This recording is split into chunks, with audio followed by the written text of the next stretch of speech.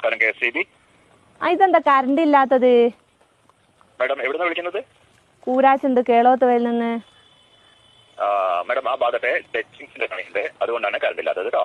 ഏത് നമ്മൾ തൊട്ട് കൂട്ടുന്ന ടച്ചിങ്സോ? അയ്യോ അയ്യോ അയ്യോ അയ്യോ മാഡം, ആ ടച്ചിങ്സ് അല്ല, കറണ്ട് കമ്പിയിൽ തട്ടി നിൽക്കുന്ന മരക്കൊമ്പുകളൊക്കെ വെട്ടുന്നുണ്ട്, അതുകൊണ്ടാണ് അതിന്റെ പണി. അത് കഴിഞ്ഞാൽ വരണം. നിങ്ങൾ എന്റെ വീടിന്റെ മുമ്പിലെ ടച്ചിങ്സ് എപ്പോഴാ വെട്ടി തരിക?